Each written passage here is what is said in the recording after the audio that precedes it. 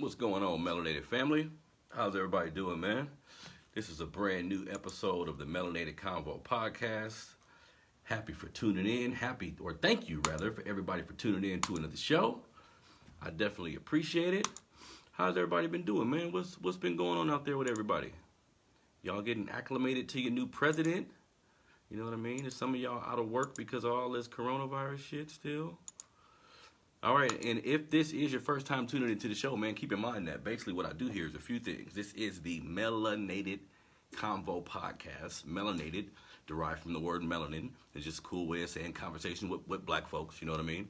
Opposed to using the word black or African American. I use it socially like everybody else does, just as a form of communicating with people around me, you know what I mean? But as far as using it as a term to truly identify ourselves, I don't really think that's a good idea to use social constructs. So I didn't make up. Melanated is a word that's been in our lexicon for a while, but I thought that would be a proper identifying factor opposed to calling my people black or African American, which are both social constructs. So again, family, thank you, man, for tuning in to another episode of the show. Also, do me a favor, everybody, if you haven't subscribed to my YouTube channel yet, please do so, which is Melanated Fathers TV on YouTube. That's Melanated Fathers TV on YouTube. On the YouTube channel, you can see this show. You can see clips of old shows. You can see we have a History Matters section where I do videos about different people, places, and things from our history, getting a clear understanding of where we've been, so we can get a clear understanding of where we're going. You feel me?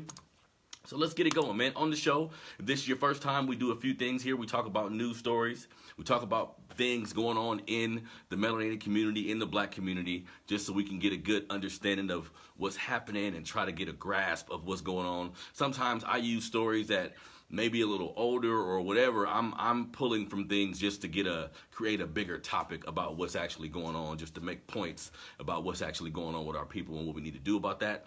Also on the show, we do a black business spotlight.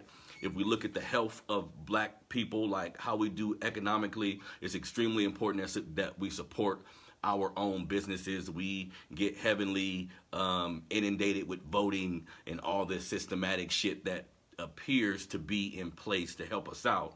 But we know history has proven that sometimes these things don't necessarily help us out the way we want to.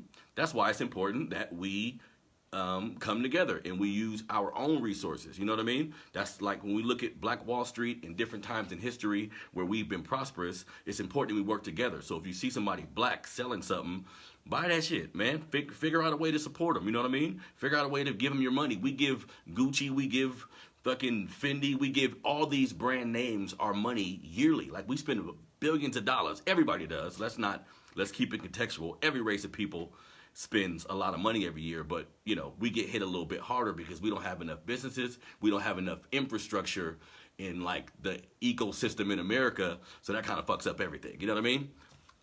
So we do the black businesses, and I always have a topic. The topics range from things about our family, things about our relationship, but really because my primary platform talks about fatherhood, my primary platform talks about how to produce the best results from fathers, you know what I mean? So typically the topic has something to do with fatherhood. So let's get everything cracking, family. So like I said, first things first, we are going to go through the black businesses just real quickly.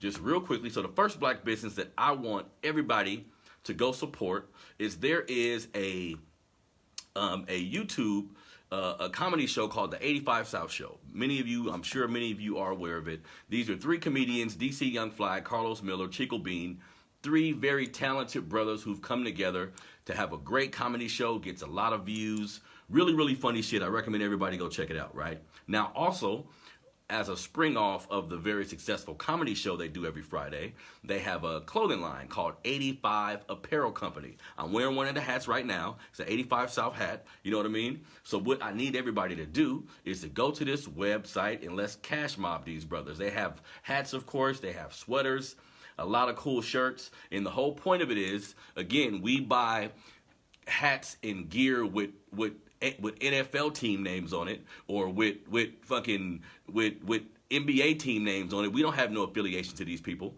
No disrespect. Like, I'm gonna always attempt, at this point in my life, I'm gonna always attempt to try to support my people. So I'm gonna wear a hat that represents a black business that I want to thrive. You know what I mean? You know what I mean? Opposed to just buying something from corporate America. You know what I mean? What's up, man? You want to come in? Come on, man. Come on, man. I was doing my show, but I come in and I interview you. See if it's approved. Let me see if it's don't add you. I don't know. It's trying to add you right now, family. But yeah, like I was saying, everybody go to 85 Apparel. Okay.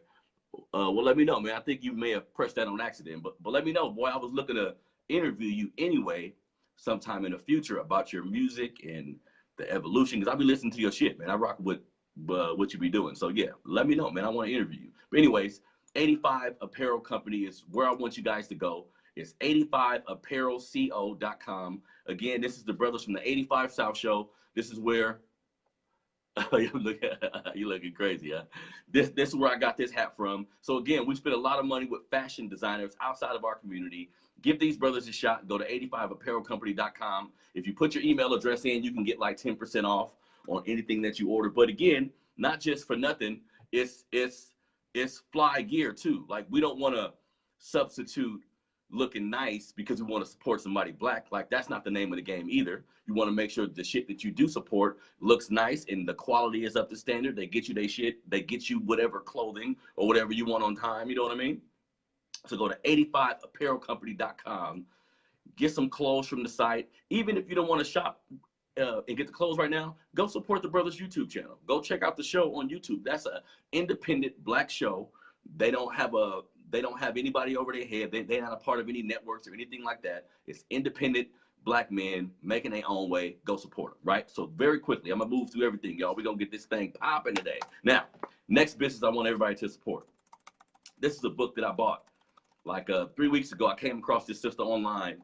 Somehow, I was just looking up shit, looking for people to interview, looking for different forms of content, and I came across this book right here that I purchased. The Child Support Hustle. Let me explain something to y'all, right? This is a book you can get at thechildsupporthustle.com. Thechildsupporthustle.com. The book is only $10. Understand something, family. If you got any fucking body you know who pays child support, you think you know a nigga who he moving in a certain way, so you think he finna need some help with child support. You feel me? But no, all bullshit aside, this book has a lot of great facts in it. It has a lot of great information about how to fight the system, about how to not be a victim of the system, about how the interest rates and the welfare system and how all these things are kind of combined and convoluted to fuck you out the game. So it's all and again, this book is only $10, right? So if you know somebody who pays child support, even if he not having no problems, this ain't about alerting somebody and making them go do something crazy. Even if he not having no problems currently with his baby mama or the woman he has kids with, whatever you want to call her, this has great information in it that they don't tell you when you go down to the child support system. You feel me? When you go down there and you got to fill out them big ass packets, they don't be giving you a lot of this game. This sister is giving the game. Her name again is Kenya Rahman. Her name is Kenya Rahman. thechildsupporthustle.com. She has a lot of good information in this book. If you go to the website, she has a lot of good information on the website. I think she has a podcast or something like that too. So the sister is giving out a lot of good information for the brothers out here. And look, family, ultimately, we need to most of these systems, in my opinion, weren't really meant to benefit us. Based on what we've been through in this country, based on some of the things we've done to ourselves, based on the systematic issues we have to deal with. When you put other things on top of that, it just convolutes an already horrible problem. You know what I mean? So we need to try our best to avoid child support. This is the whole point of me talking about it and bringing the book to your attention. We need to try to avoid being in situations where we have children with women or have children with men that we don't really intend to be with, or that we didn't really think things out. Like, every race of people does this. Let's not get it fucked up. However, we suffer from it a lot, family. Like, we do these same things, but we end up even worse off because of where we are economically,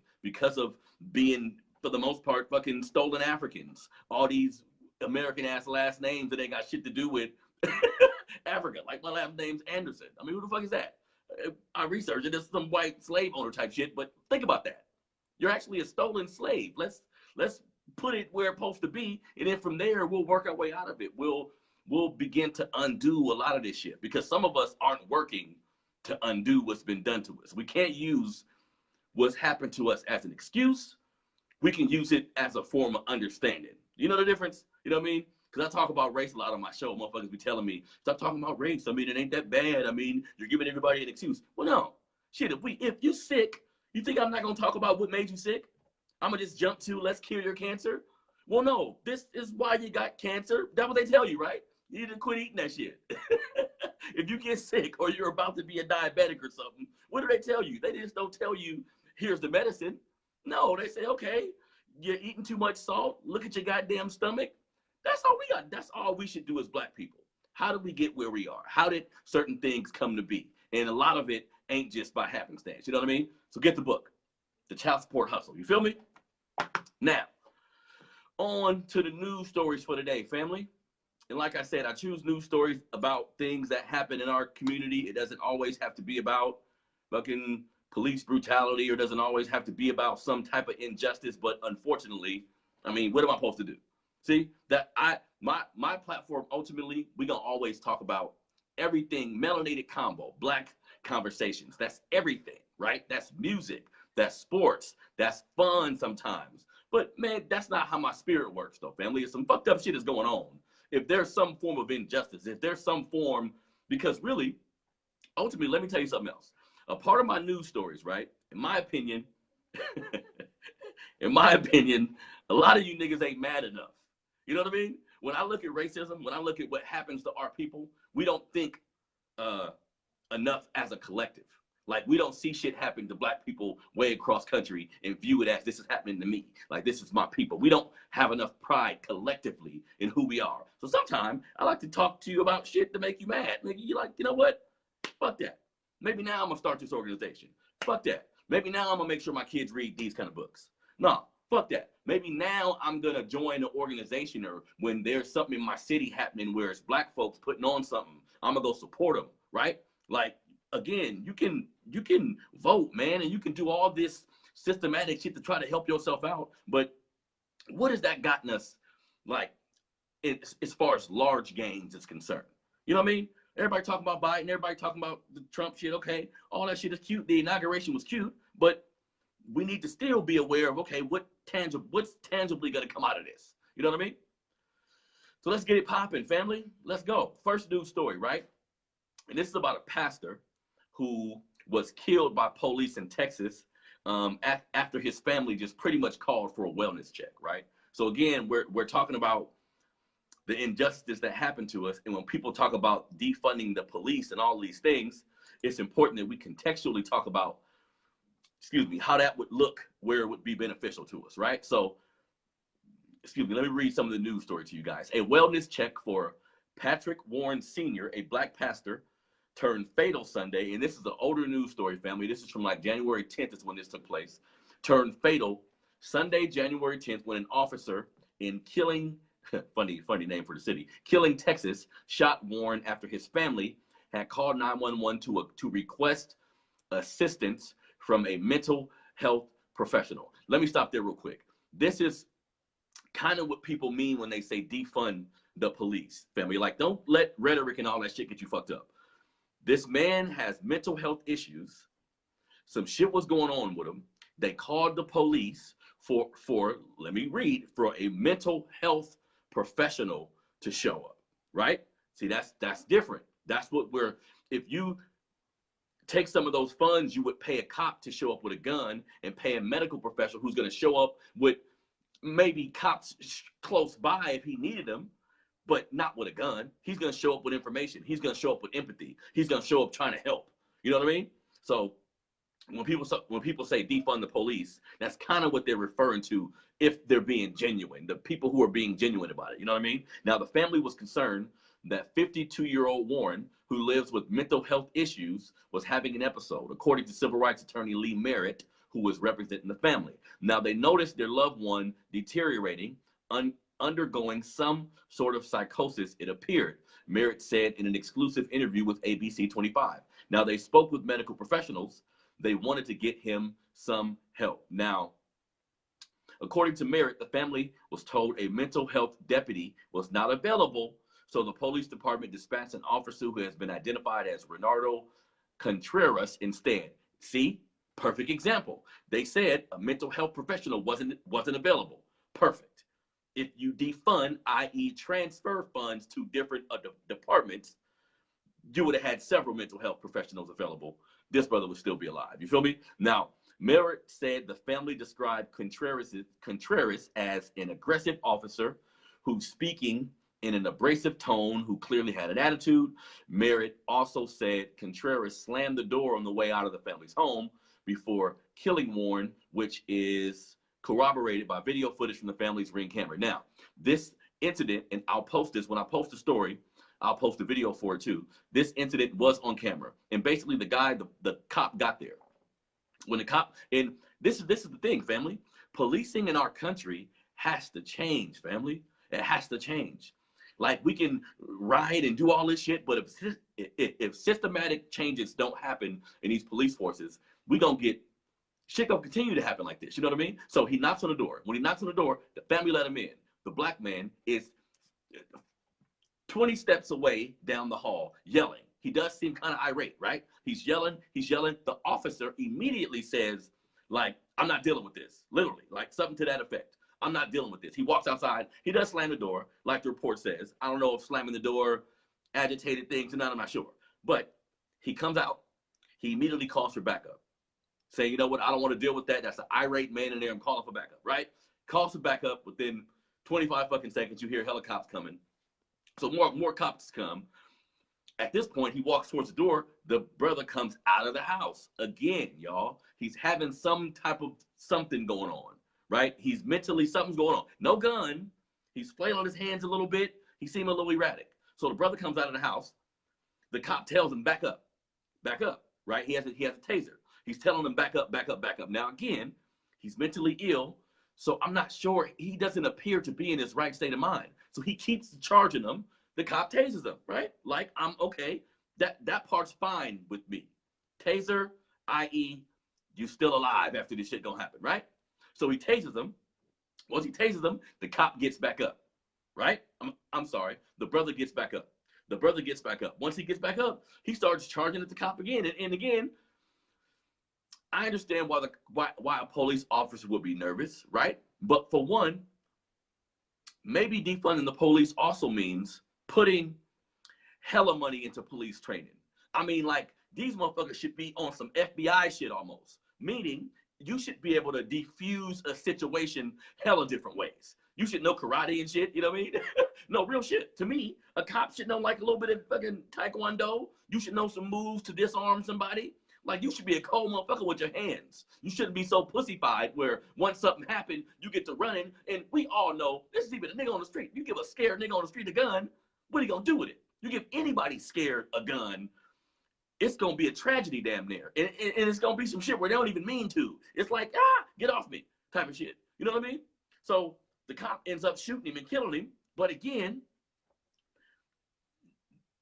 we as black folks, we already have enough animus towards police officers. And many people don't realize how that works. Like, growing up in the inner city, of course you see good cops. This is life. There's good and bad, everything, yin and yang. I get that. But growing up in the inner city, we've had to have a lot of incidents where cops were hella insensitive, right? So before we begin to see like hella cops beating niggas' asses and all that, which took place, you would just see the insensitivity. You would see them, I would see him treating my brothers and his friends like they was animals almost. You know what I mean? How they talk to them, how they would fucking pull them over and beat their ass and take their money, like all kind of shit, right? So I'm speaking specifically for us, right? When a cop get behind me, my shit all good now. A cop get behind me, I get nervous. Cop right by me, I get nervous. Like, this shit is damn near trauma based on watching how they conduct themselves in our neighborhood. So when we see incidents like this, it just make it worse. That's why it's important to continue to talk about police violence and how cops are treated. Because sometimes cops do shit that if me or you did what they do, if a regular civilian with a pistol did a lot of the shit cops did, we'd be thrown under the jail. White or black, damn near. You see what I'm saying? So they damn near got a license to do certain shit, and it's just becoming crazy at this point. You know what I mean? So the brother lost his life. I'm sure attorneys is gonna get involved and you know what I mean, see if they can get some money out of it or something. But I'm kind of tired of seeing that too. I know you have to take what you can get, but at some point, when is an attorney gonna approach working on one of these cases and say, family, look, I'm not out to get you no money. All we going for is jail time or getting somebody beyond fired. Because right now they get fired and they get rehired somewhere else. That shit ain't really working as much as we want it to. Like one of these cops need to get 25 to life. Boom. Then they'll be done. 25 to life, throw his ass in general population. You see what I'm saying? Then all his buddies would think twice before doing the same thing. You know what I mean? So, and again, he gets shot down like that by a cop with a gun, right? This is a police officer with a gun who's scared of an unarmed person, right? Y'all see how that shit took place at the Capitol? If you watch videos of what took place at the Capitol, you would think the police officers that was inside of the Capitol with those white thugs, you would think that they were their goddamn friends. They were walking right around them while they were sitting on important motherfuckers' pedestals. I mean, all of the important seats in the Senate, they playing around in there, sitting down. Cops are just saying, hey, man, can you please go over there? They was handling with kick gloves. They was having a pushing match. Have you ever seen cops have a pushing match with people? Like, you got guns and batons, and they got their hands, and y'all just pushing each other? What kind of weird ass shit is that? You see what I'm saying? So in this country, again, if we're going to speak, a lot of us need to understand that a part of not wanting any of this shit to happen no more, like a part of ridding our society of certain types of racism that we have to deal with as black folks, right? A part of that, black man, black woman, is speaking out. A part of that is educating yourself enough, like you ain't got to be no bookworm and none of that shit, but you should be prideful and have an understanding of what has happened to us. Because again, with the police shit, that's why history is so important, because the first form of policing in America was slave patrols, right? They would ride around looking for slaves who weren't free or didn't have their papers. They'd find you. They'd say, show me your papers, i.e. show me your ID. You know what I mean? So we got to understand the root in a lot of these institutions and how much of it hasn't changed a lot. Like we look for the silver lining in everything, but unfortunately the changes that we need to have like a better community as black folks, as melanated folks, the shit ain't happening fast enough. You know what I mean? So yeah, I mean, I'm all for a new president, just meaning Trump acted in a particular manner that riled people up, right? So he did that. He made rash decisions. Appears to be, from everything I can tell, a white supremacist. I'm gonna fuck with nobody say. He appears to be a rich white man who is racist. You know what I mean? But look, so January 20th, the inauguration happened, and here's what fucks everybody up, I think, right? Here's the problem that can get to anybody if you just watch it from a certain perspective. The optics of all of this shit, it looks warming, right? Looking at the president, getting to the car, then they was walking him around, then the black girl with the poem, right? Then seeing Kamala, feel me? And this is just optics now, because I have my problems with both of these motherfuckers. But if we just looking at the optics of it, we see Kamala and she look on, she a black woman and her hair look nice and everybody like, yeah, black girl magic. Yeah, look at that black woman. She went to a HBCU. All this shit looks nice. All of it looks nice. It sounds nice. You know what I mean? But ultimately, y'all, we got to keep our eye on what do we want to see happen? Because presidents typically don't do a lot of shit to change our community specifically. Now, Biden, again, he's more covert than Trump, meaning I think he's a racist white man too, based on his history and what I know about the man, right? But he's not going to be so overt with it. He's going to be more discreet, and he's going to be more diplomatic, and he's going to be more friendly to the media. So he's going to kind of give us our racism, and he's going to give us our racism real easy and slow. You feel me? Whereas Trump was like, you nigga, you know what I mean? So that's, to me, that's really the big difference, y'all. I mean, come on, man. We have to be realistic. And again, the sister who did the poem, that was beautiful. Like, come on now, that was beautiful to hear that from a sister. You feel like change is coming, right? That's how it feels. It feels like change is coming. But didn't Obama feel that way, right? Didn't Obama feel like some shit was about to happen? It was like, ooh, I just feel it in my belly. Nah, that's symbolic shit, family. I'm sorry to say that. Because I don't be online argue with niggas no more about politics. And I use my show as a platform to talk about what I'm going to talk about and share my views and I'll express how I feel. But I don't be arguing with dumb niggas on the internet about all this shit, man. Because my whole point is this. What do you care about? Huh? Why you voting so much? Why are you so gung-ho about your voting? I just voted sticker. Huh? Why are you so gung-ho? What do you want to see change? Like literally, list some shit in your head. What do you want to see different happen in this economy, this country, your community? Okay, then boom. What can you start doing? How in touch are you with local politics? You know about the prosecutor? You know about all the local politicians and the local seats and things happening in your community that affects the school district your kid might go to? You see what I'm saying? These are more realistic things. Feel me? Even in voting locally, you still got to try to hold them accountable, which I think is like one of the most bullshit terms ever. When you tell me to hold a president accountable, I want somebody to please tell me, give me the context behind holding some accountable or holding a politician accountable. This is how I understand it. I give you my vote. I trust you. I say, hey, you said you're going to do this, motherfucker? Here's my vote. Do it. You said you're going to do it. Boom. A year later, he says, I can't do it, or I don't want to, or whatever, or some shit happened, I can't do it. What do? How do you hold him accountable? Do you go up there, you go to his office and knock on the door and say, you told me you was going to do it? Do it. Is that even, does that sound logical?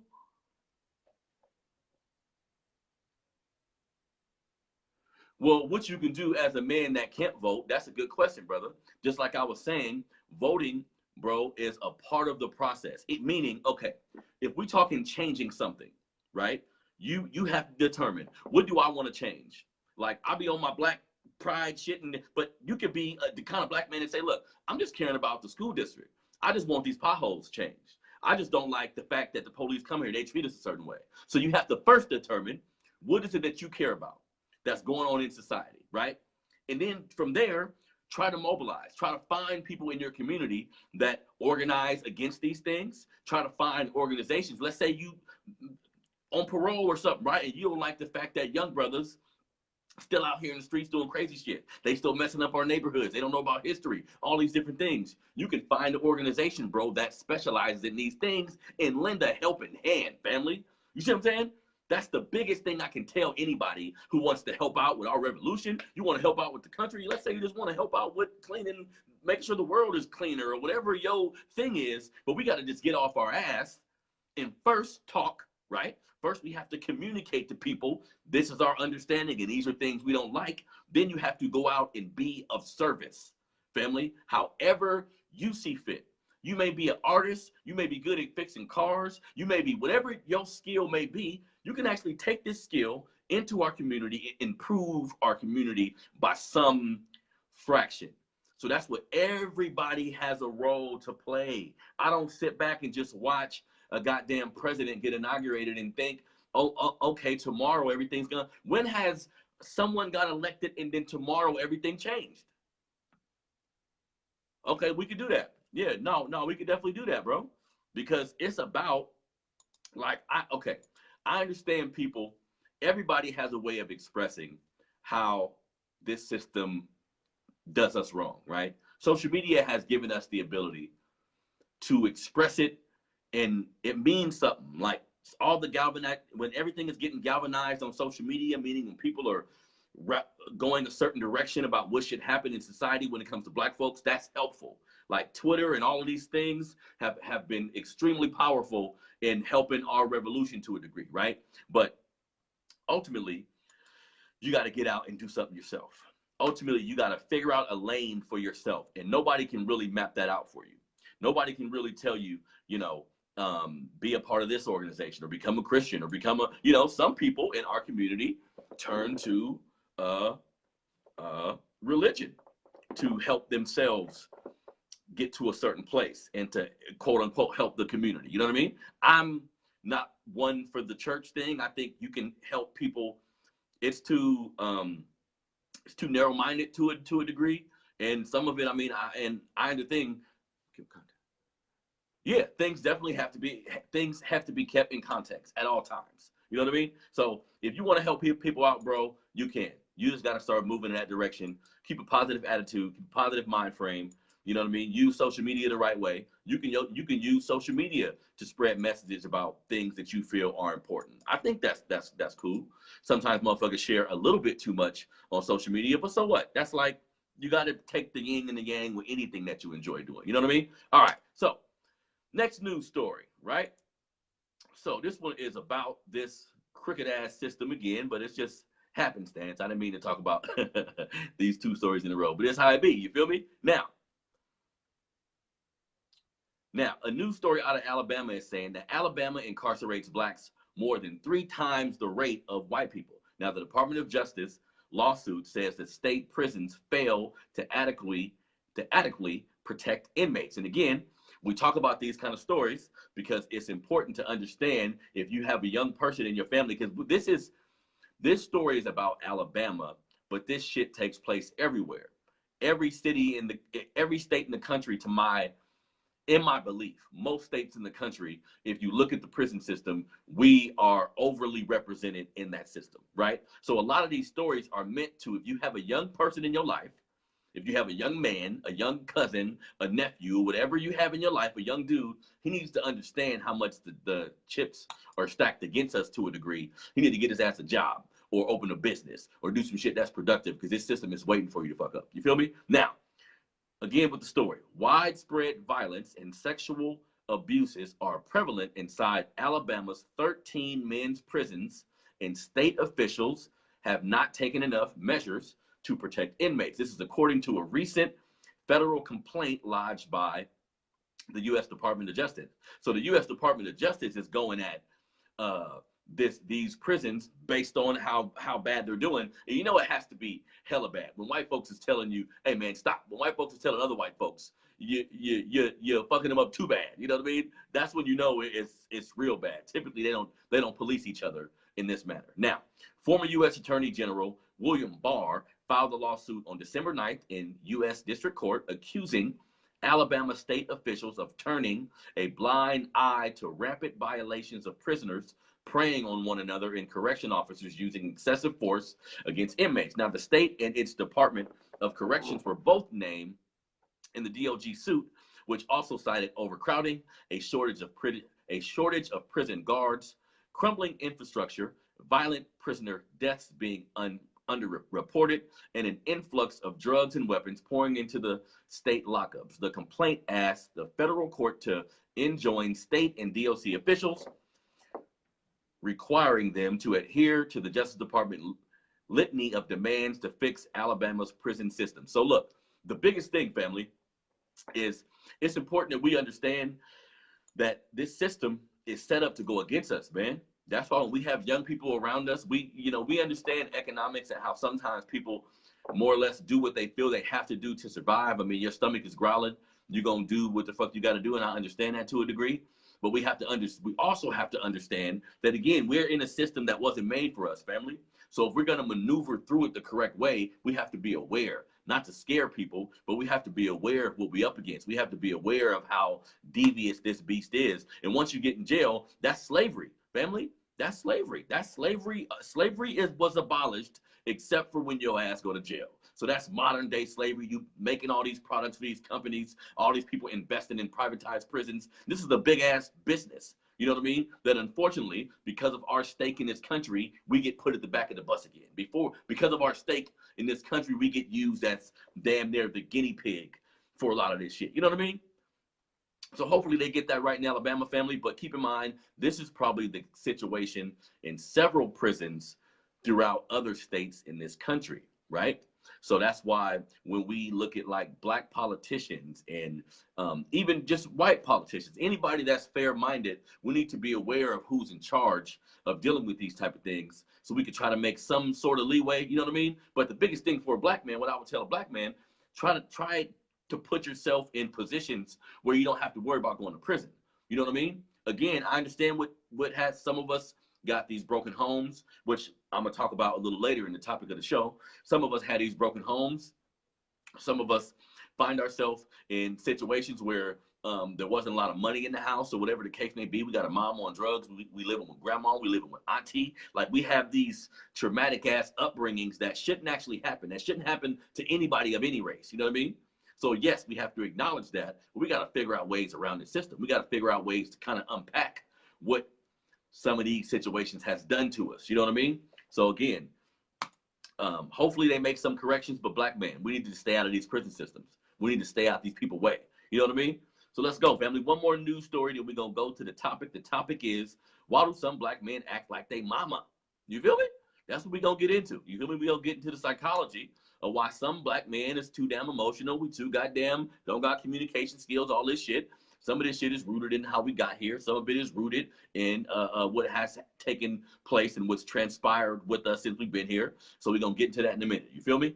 So the topic of the day is, why do some black men act like they mama, family? Now, the last news story I want to talk about, because I've mentioned things about this news story or this situation in the past. So many of us know about Black Wall Street, which was an area in Tulsa, a area in Tulsa that had all black owned businesses. This area was basically bombed by the U.S. government. And here's a story about how they were basically gonna put a lot of money towards revitalizing that area, and everybody figured they were gonna do that and put black businesses back there, right? Or maybe museums about what was there. You know what I mean? So this is speaking to the fact that sometimes a lot of the racism, and sometimes a lot of the shit we go through, be a little more covert, meaning people it's more systematic. Watch. So let me get into the story here, family. So amid the revitalization of the business district in Tulsa, Oklahoma, black entrepreneurs say they are being shut out of acquiring loans, tax incentives, and property in the most desirable regions 100 years after the Tulsa race massacre. Now, about $42 million worth of tax incentives and loans intended to fund development in Tulsa's historic Greenwood district has largely benefited white-owned firms that won the majority of contracts to develop lucrative parcels closest to downtown. The Washington Post chronicled in a recent report. Now, under Oklahoma law, the distribution of these incentives and loans is governed by a race-blind process. City officials have only recently turned their attention to racial disparities in property ownership in the district. Although officials plan to make more land available for redevelopment, the black entrepreneurs have already been shut out of the most desirable areas of Greenwood. So this is, in my opinion, family, this is racism in America. So how about that? One of the most historic bombings in this country, one of the first bombings on U.S. soil, by the way, one of the first bombings on U.S. soil that just so happened to be of all black folks, ripped a neighborhood apart, completely demolished a complete community, right? So then yo white ass go back years later and say, okay, we're going to rebuild that community. We're going to rebuild said community that we bombed, okay? This is like, you should have done this shit years ago. Okay, whatever. It's 100 years later. You fucking bombed a community. You bombed the community. You decide you're going to, okay, we're going to go back in the community and rebuild it up. But your ass going to rebuild it up and gentrify it and give all the loans to white folks. And then I'm sure when people look at them and say, hey, this is some racism shit. They, wait, what did we do? See, like systematic racism where it ain't blatantly in your face. Sometimes it's hard to see that shit. Sometimes it make you feel like, well, no, maybe they just going about things the way they're supposed to. But nah, look at the irony of that. This community is gone because you bombed black folks on U.S. soil. This should be an all fucking black community. There's no way you can rebuild Black Wall Street and make it all white. Like, how American is that? That's some white, I'm sorry, y'all. That's some white American shit. You take a community that was all black folks, 100 years later, you rebuild it up, and you're probably gonna put like a little placard or something that say this was Black Wall Street. But nigga, it don't matter when all these 49 businesses is all white folks, maybe a couple black folks sprinkled in there. You know what I mean? So again, family, we this system, man. I don't know, y'all.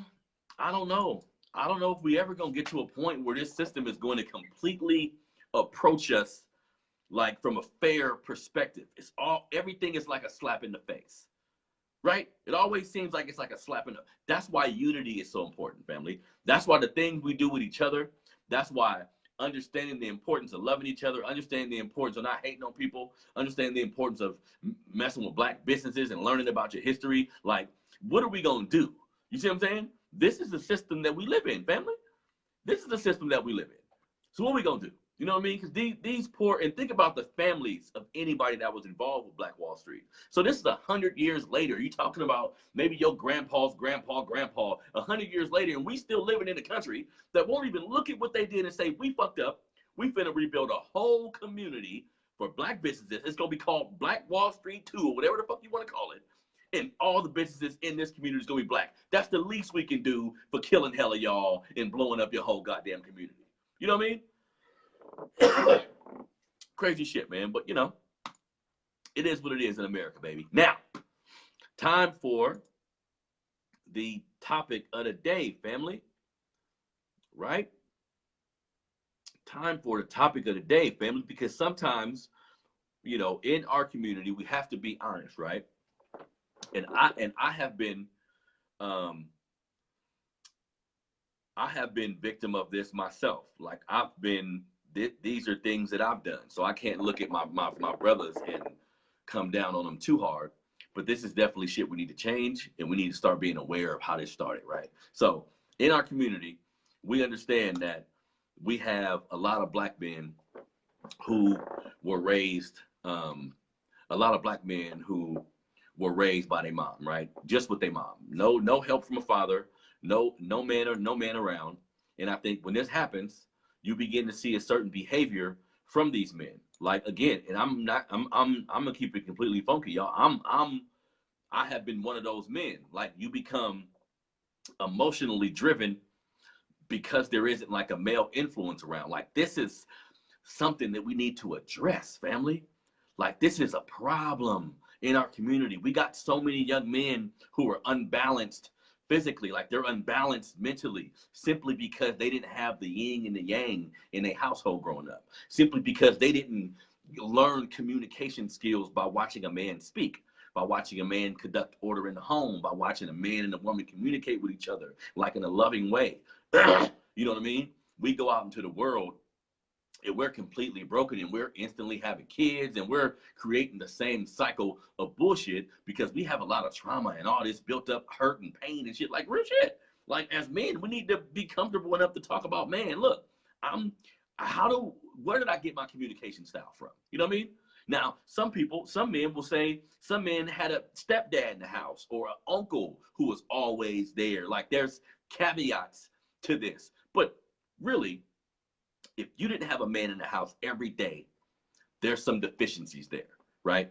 There's some deficiencies there. Some guys end up being overly masculine, trying to make up for the fact that there wasn't a masculine person around. You know what I mean? So here, we're gonna talk a little bit, y'all, about why are some of these black men acting like their mama? You know what I mean? Is it just out of the blue?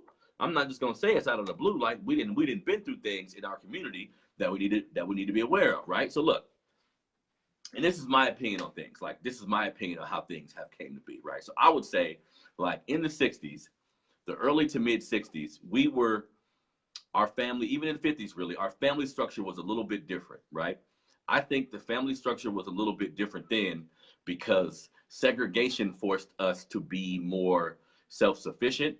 Segregation forced us to be more dependent on one another opposed to being dependent on a system, quote unquote, you know what I mean? So segregation did these things to us. And then just in general, you know, coming out of even slavery to a degree, even going back that far, our families were together for the most part. There was still this ideal that you were supposed to do that. You were supposed to find your wife or your woman or whatever. You guys have a kid. This is how you make your family, right? But what happened to me, and this is my opinion of the chain of events, right? What happened to me, family, is then in the 60s, we get Lyndon B. Johnson, who introduced like this welfare system to our families. Now, keeping in mind, even though our families were somewhat more together, we were still facing severe bouts of racism. We were still facing Reconstruction and coming out of it being whites only water faucets and all this shit. So these are trauma-based situations that we're already dealing with. We're dealing with being stolen Africans, right? We're dealing with being African people in this foreign land with these weird ass names. We're getting taught English. We're getting taught this broken ass English by Southern white men who couldn't talk. You see what I'm saying? So these are things that we're dealing with before we get to all this single mom shit, right? So our families are somewhat together. We are trying to build businesses and doing all these things because, again, segregation kind of did that to us. And then, like I said, Lyndon B. Johnson comes with this welfare system. Then segregation ends, and we're allowed to go to the movies with white folks. We're allowed to eat with white folks. We're allowed to now. This immediately broke up some of us from being more business minded, because at the time, I mean, civil rights, one of the failures, I would say, even though those brothers and sisters fought hard to try to put us in a better position, one of the failures of that movement was them basically saying, all we want is to be integrated. Like, integration fucked us up, y'all. We need to be completely clear about that. Wanting to be integrated, we thought we were integrating into something that was going to be beneficial for us, which in some ways it was, but it tore apart the whole ideology of being together. It tore apart the whole ideology of, I need to work with you. Now let me climb this white man's ladder, and I'm going to break your neck or be a coon if I got to get there. You know what I mean? So this is the scene, right? This is what we're dealing with. We're coming out of Reconstruction. Our families are already fucked up. We're trying our best to keep it. We're trying our best to keep it together, but it's difficult. Because again, we're stolen Africans in this foreign land. Some of us couldn't be coming out and not being able to read. Like, look at the temperament that we're in at this particular time, right? So then when Lyndon B. Johnson introduces this welfare plan, a lot of women, we have to make them accountable, but we also have to understand that we're broke. Like, economically, we've always done horrible in this country. Even at that time, it was even worse. You see what I'm saying? So for a lot of these women, you introduce a system that allows them to get money for having a child, and oh yeah, the daddy don't have to be there. And then they would actually give you the money and say the father can't be there. This actually happened. So they would come to your fucking house. They would come to your house looking for shoes. Come to your house looking for boots. Come to your house looking for anything that would show them a man was there, right? So this was incentivizing not having a man in the house. Follow me, y'all. This was incentivizing not having a man in the house. And what do you think would happen when you institute something like this to already broken people? How do you think this is going to transpire in the community? What do you think this is going to end up being? You're damn right. It's going to end up being 70% of black babies being born to wedlock. Now, granted, that's not quite taking into consideration kids who are born with two parents in the house but not married, right? So that would lower that. That's what they don't say a lot, but that would lower that 70 down a little lower. But that's what we're dealing with, right? So that's what we're dealing with. So if we're dealing with a situation where the father gets removed from the home systematically, right? This is what you call systematic racism, family. The father gets removed from the home. Boom, right? That's 60s. That leads up into the 70s and the 80s. Then boom, crack cocaine is manufactured, and mysteriously the cheapest type of most addicting drug ever created is dropped off into our fucking community. You think that happened by happenstance? No. So you give us this $5, $4 cheap ass goddamn drug, right? Who people at the time, they felt this is like cocaine. Cocaine, we've been doing cocaine for years, baby, and we ain't all fucked up off of it, or most of us can manage ourselves off cocaine. That's when crack hit. It was damn near cool like cocaine. Cocaine was cool as shit in the 70s. You had a bowl of coke, you was the motherfucker. You know what I mean? The drugs wasn't affecting people the way that they are now to a degree, right? So crack was introduced the same way. New drug, new fly drug. Drug dealers figure out how to do it, make more money, less time. You see what I'm saying? They end up doing it this way, and we didn't. And you would see somebody that was a working mom, a working single mom, right? Think about this: a working single mom who already may be on welfare, who already was seduced by this system to get on welfare, knowing that a man can't be around, or knowing that she can't have a man there, right? This is already her temperament, so she already has a household with no kid there. With no man there, right? Then times are hard. She's struggling. A homegirl of hers introduced her to this new drug. She take that first hit of crack. That shit blow her mind more than anything she ever done in her life. Now, this working mom you used to see walking through your neighborhood with groceries, looking like a healthy woman, just working for a family. Now you see her and she look bad than a motherfucker. She stink. She offering to suck niggas' dick for crack. It gets horrible. You see what I'm saying? So again, this effect that we're seeing, this is all part of the same system, family. This is all part of the same system, family. And then they introduce crack to our neighborhoods. They drop off guns in our neighborhood. Then they create the crack laws. Then they create laws where you sell crack, you're going to get 10 times more than selling coke. Look, family, there was a huge systematic push to keep us in the position that we're in right now, right? So we need to be aware of this. And black men like me who didn't have male figures in the house like that and was raised by your mom, you need to understand that, unfortunately, because of everything I just said, right? Unfortunately, because of everything I just said, dealing with dealing with integration, right? When we were segregated, things were different. Our homes were a little together more. We were still dealing with racism, but we understood that we needed each other. So we supported more black businesses. Your barber was black. Your butcher was black. The guy who fixed your car was black. We were insulated damn near because we had to be, right? Once integration came, niggas started running for the hills, right? Once integration came, many black folks saw it as an opportunity to get away from other black folks. Then they create, then they create this caste system, family, in our community based on light skin and dark skin. All these things are happening simultaneously. Then they create this caste system in our community based on a couple things, based on social economics and based on skin color, right? So if you was light skinned and you felt like you was the shit because in slavery you was inside of the house, all this shit is still going on. The mulatto class was separated from everybody else. This shit is still going on. You see what I'm saying? Then social economically, you feel because you got a Benz or you live in a nice ass neighborhood, you can now preach to other black folks about how you made it, about how you need to jump for your bootstraps. You need to pull yourself up by your bootstraps and all this shit. When in actuality, sometimes what you got to do to get there, like how you have to kowtow and how you have to fucking lower down your manhood to get to certain places in society, all black men haven't figured that out yet or wanted to be a part of that system.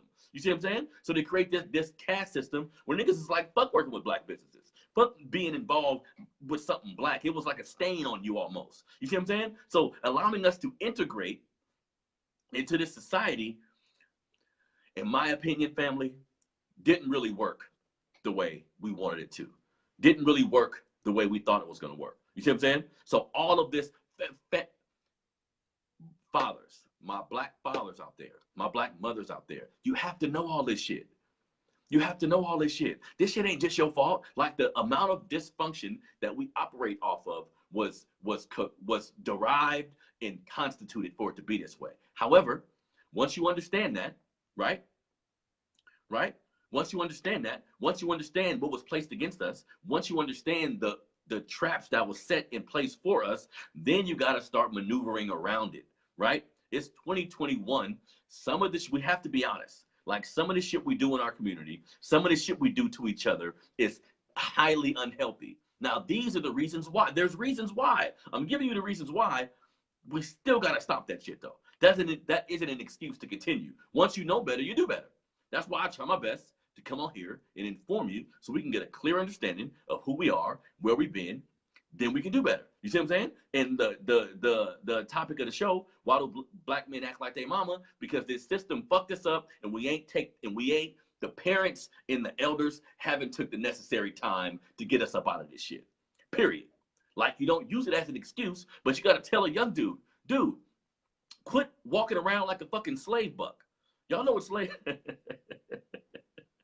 that was funny. Y'all know what slave bucks were, right? So they'll take a buck, big ass black man, right? Big ass black man, nigga, what up? Big ass black man, right? They would say, I want slaves that look like him, right?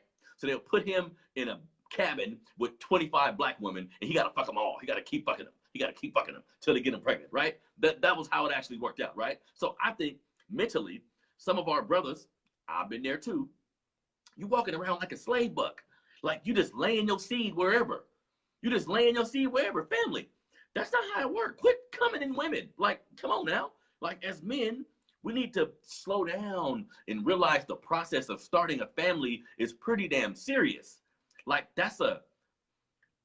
statistically, that says a lot about how successful your family gonna be based on how much y'all together. Like, waiting to have a kid, making sure you have a baby with the right woman, these things are extremely important. You know what I mean? Because if not, you end up having a son who you weren't ready for, she wasn't ready for, because of these circumstances, for one reason or another. You can't be in his life, you're not mature enough, you're not settled enough, you don't think you got enough money, whatever the situation is. But the bottom line is, while you figure that out, he in the household suffering because he's being raised by an emotionally based creature who can show him a lot of things. Like, women are extremely intelligent, intuitive, smart beings, right? She could teach him a lot of things. She just can't teach him how to be a man. The sensibilities of being a man, the communication style that's needed, the tone that's needed to speak in, you can't fucking learn that from a woman, right? So what are we doing to our community if we're allowing these women to raise our kids by themselves? See that? See that? Because a man, as men, we need to realize that we're kind of in control of this whole thing. Not like we're controlling women, but where you lay your seed at, what you put pride in, how effective you want to be as a father, how effective you want to be as a partner, this is kind of up to you, family. See? Because again, we have systematic shit we have to deal with, a system we have to avoid. It kind of set up traps for us. But what you gonna do? Right? What you gonna do? Going around fucking everything that's moving, coming at every woman that you meet, not being a good judge of character, not taking the necessary time to figure out who you are. Like, nigga, who are you? Not like just your mama and them. Like, look through your history to see who you are. What type of trauma did you have to go through? Now, I'm happy when I see black people my age, or just people I know and are associated with, who didn't necessarily have a traumatic upbringing. Meaning mom, because even having a mom and dad there, it's still gonna be hella problems. Like, it's still gonna be hurdles y'all gotta get over, right? But seeing them, and they'll have a mom and a dad, and it was a couple problems, but both tried to work. They was married or they was in a solid relationship. I see that and I'm like, damn, you kind of lucky, man. That's rare. That's rare in our community, and I speak for like the inner city of America. That's where I was raised. I was raised in those environments where it was hella drugs outside, where it wasn't a lot of money around, where it was a lot of racist cops around. You see what I'm saying? That's the angle that I speak from, because that's the community that I know. Now, of course, there was black folks that was raised in middle class upbringings and even higher, but we need to be aware of how everybody is treated. You know what I mean? And even those black folks who socioeconomically have climbed the ladder, racism doesn't escape them. They still have to deal with the same type of disenfranchisement, the same type of judgment that we have to deal with too. That's why it's important to know that we all kind of in the same boat. But back to the point, if you're a man who is out here just fucking frivolously and not paying attention to who you mate with and who you decide to have kids with, you're perpetuating the same cycle, family. We got to call each other to the table. So you see, I'm going to talk about everything in context. The system has done a number on us. That's a part of this. But what are we doing now? What are we doing to ourselves? You know what I mean? And if you a young dude, if you know a young dude out there that's always yelling at his baby mama, if you know a young dude out there that's using his kid as a pawn, meaning saying that he want to be in a relationship with the woman, only saying that he wants to be a father to the kid, only if the woman will be in a relationship with him, right? A man that's always gossiping about shit. A man that's always not understanding that sometimes a woman is going to be emotionally driven by said situation, right? But you can't too. You can't join her, nigga. And I've been there. But look, again, if the only person you grew up watching resolve issues was a woman, family, unless you had a whole bunch of other influences, or you've consciously nurtured yourself through all this shit, you're probably gonna react like your mom did when certain shit happens, right? That's not to say like you a bitch or you a woman or nothing, but we have to be realistic. Where did you get these traits from? And if you think you were raised in a household with one parent and you don't take on any of the characteristics of this parent, you're out of your goddamn mind. That's just not how it works. You see what I'm saying?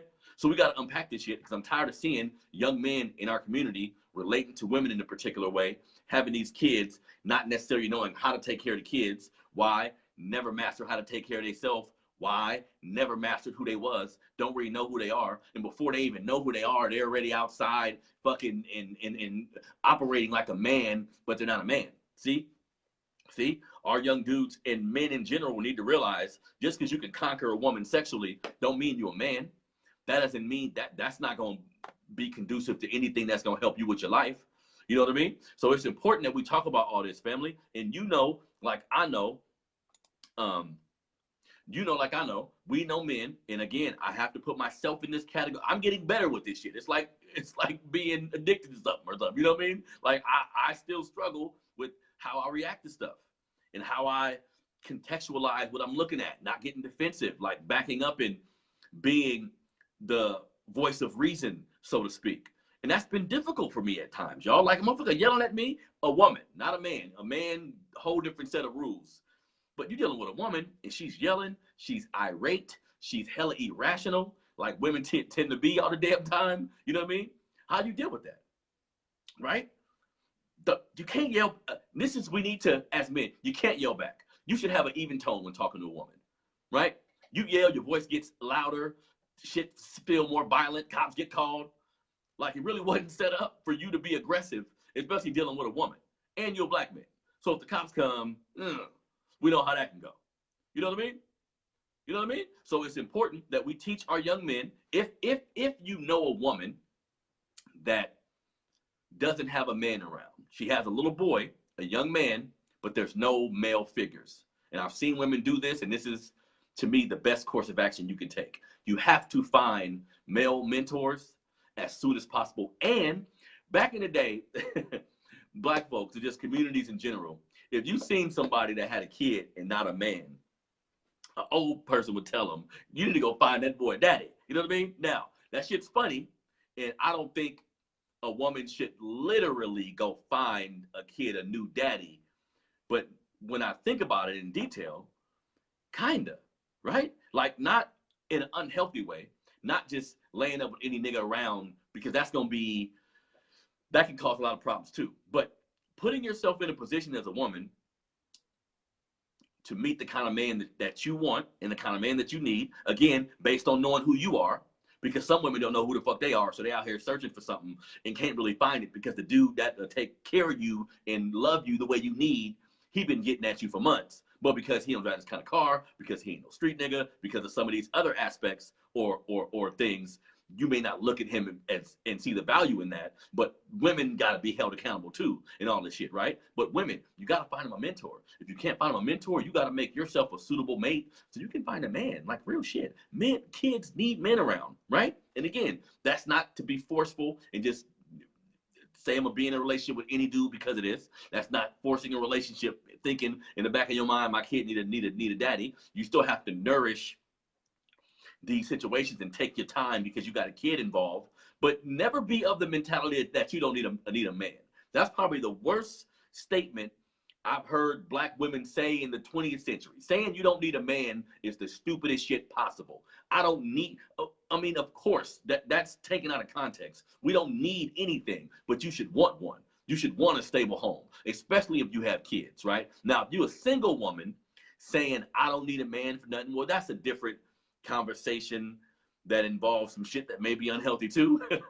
But if you got a kid and you saying you don't need a man, you fucking that kid's life up. Like, I'm sorry. That kid needs a father around, and we need to be clear about the mistakes we made. Sometimes when we're in it, right? When we're in a situation, it's difficult for us to understand that, okay, maybe I did something wrong here. Maybe there's some things that I didn't do correctly that got me here. If you're not doing that, if you're not taking like a self-inventory of what actually took place, if you're not doing that, then you're going to repeat the same thing, and that situation won't really get much better. You know what I mean? I was there being a young father who still didn't know who he was, being a young father who was still trying to figure out how to be a man while raising men. That's like a oxymoron, right? How can you even do that? You see what I'm saying? And again, all races of people procreate in certain circumstances. That happens, right? But again, being black in America, what we're up against is a little bit different than other races of people. How we're treated by this system, how we're attacked by this system is a little bit different. So I think we should look at it a little bit different, even being more cautious than maybe somebody else would, maybe another race of person or another race of people would. Maybe we need to be a little more cautious because we need to understand what we're up against. And once you get in that system, that's why this was so important. That's why it was so important for me to talk about this book, The Child Support Hustle. You feel me? Because once you get in this system, you're damn near fucked. Like understand that, y'all. I pay child support. Well, not current anymore. It's all back child support. I paid interest on kids. Yeah. I paid fucking interest on human beings. What kind of shit is that? You know what I mean? You know what I mean? Requiring my money, which I didn't have a problem with it. I paid child support. I put myself in that situation. We have to be accountable for how the fuck we got there. But, I mean, come on, man. Interest on my kids. You don't care how much I see them. You just like, where the money at? I call y'all hella rude. It's okay. So I'm like, wait a minute. Is this supposed to help me? Now, granted, being involved in the child support system is kind of your fault too, right? Like we have to be contextual. If you and your partner start things off the right way, loving each other, getting to know each other, building a foundation, then you have kids, the likelihood of you going on child support is a lot less. You see what I'm saying? Because your foundation is based in love, understanding, you know somebody, right? Again, you can get to know somebody for hella years, do all the right shit with them, fall in love the right way, and that shit still not work out. See, that happens in America. However, let's try to position it the best way possible. Let's try to put ourselves in the best position to have two-parent homes, like family. Yeah, you're right. You're right. You have to. You have to own your shit, bro. And I think a part of just black people in general, some of us who've been more dysfunctional, some of us who've had more toxic upbringings, we tend to be less accountable, right? We tend to be less accountable human beings. Just when we deal with any situation that we can possibly be at fault, we don't really take fault for it. So understand, right? And this is real psychology. Understand, right? If you're an unaccountable adult, what kind of parent do you think you're gonna be?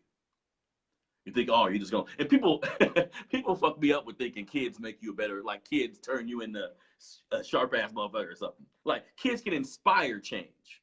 Let's be clear. Kids can inspire you to change and be a better person. But you're not gonna change for a kid. But you're not. You're gonna change because you want to.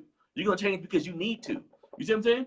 I know a lot of young dudes, and I was there too. I keep saying this because it's true. You had a kid, and you was still being irresponsible. You was being whoever you was already. Like I was already a dude who was an athlete, who worked, didn't have a problem working, didn't have a problem going to college. So I was gonna do these things anyways. You know what I mean?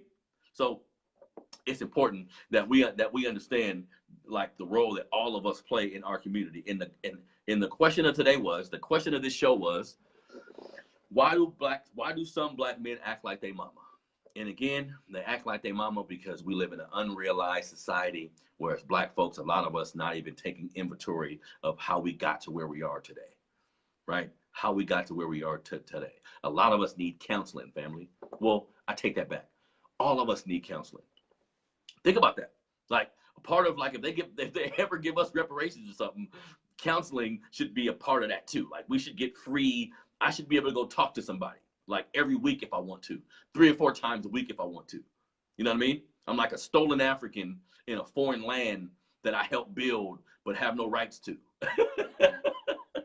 Think about the psychology of that. Wouldn't that drive anybody crazy, right? What if you literally helped build something, right? What if you was a slave, you picked all the cotton, you built, because let's be contextual again, slavery built American infrastructure, family.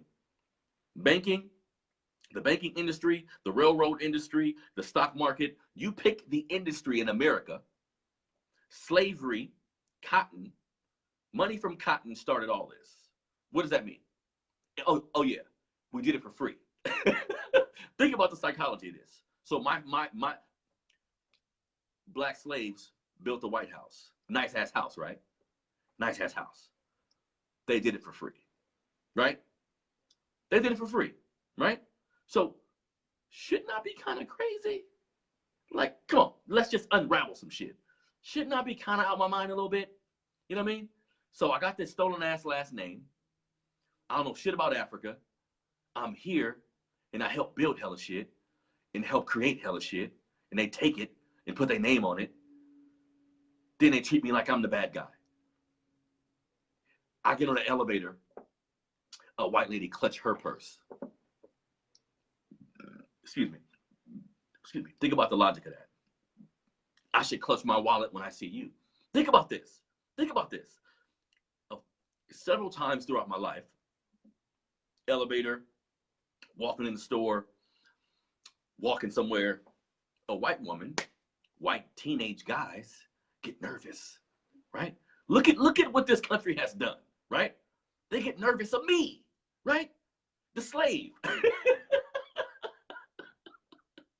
I should see you and run, right?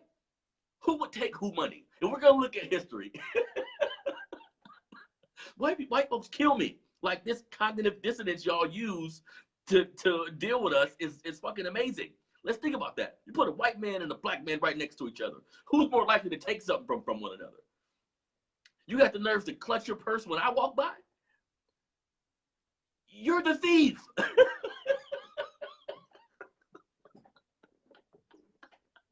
I ain't never sold nothing. Think about that. Black folks, what have we done to anybody in this fucking... It's sad, but it's funny to me at times, man. What have we done to anybody in this country? What do we do? Bring y'all soul? Gave y'all hella creations? Gave y'all the best food? Gave y'all the best music? Huh? Taught you motherfuckers how to dress? And this is how you repay us? Taught you how to wash yourself? No.